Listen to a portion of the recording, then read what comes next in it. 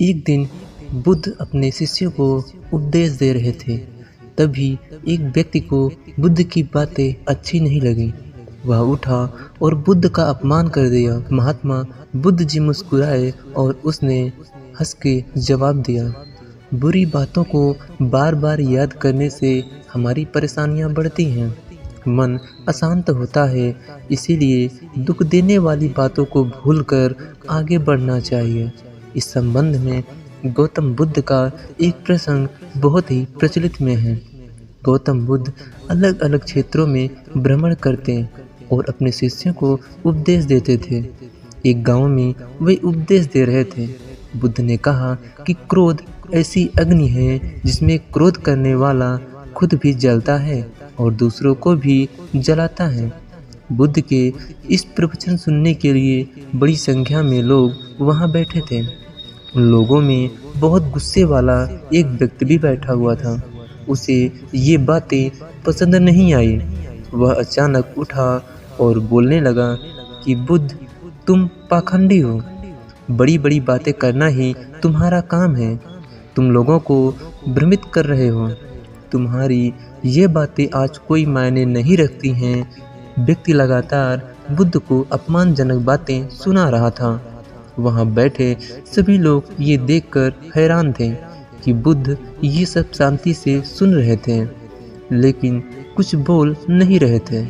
क्रोधी व्यक्ति बुद्ध को शांत देखकर और ज़्यादा क्रोधित हो गया। वह बुद्ध के पास गया और उनके मुंह पर थूककर वहां से चला गया। घर पहुंचकर क्रोधी व्यक्ति का मन शांत हुआ तो उसे अपने किए पर बहुत पछतावा हुआ। वह बुद्ध से क्षमा मांगने पहुंचा, लेकिन उस गांव से बुद्ध पड़ोस के गांव के लिए निकल चुके थे। वह व्यक्ति बुद्ध को खोजते हुए दूसरे गांव में पहुंच गया। वहां व्यक्ति को जैसे ही बुद्ध दिखाई दिए, वह उनके चरणों में गिर गया और क्षमा मांगने लगा। बुद्ध ने उस व्यक्ति से पूछा, तुम कौन हो और क्षमा क्यों मांग रहे हो? उस व्यक्ति ने कहा, क्या आप भूल गए? मैंने कल आपके साथ बुरा व्यवहार किया था, आपका अपमान किया था।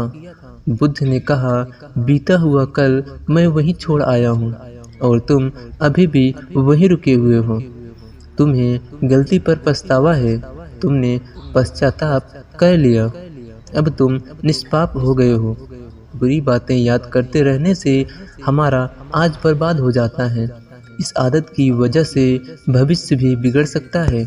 इसीलिए बीते हुए कल की बातों को भूलकर हमें आगे बढ़ना चाहिए। साथियों, महात्मा बुद्ध जी की यह स्टोरी आपको कैसी लगी? और उनका यह प्रसंग बहुत ही फेमस है।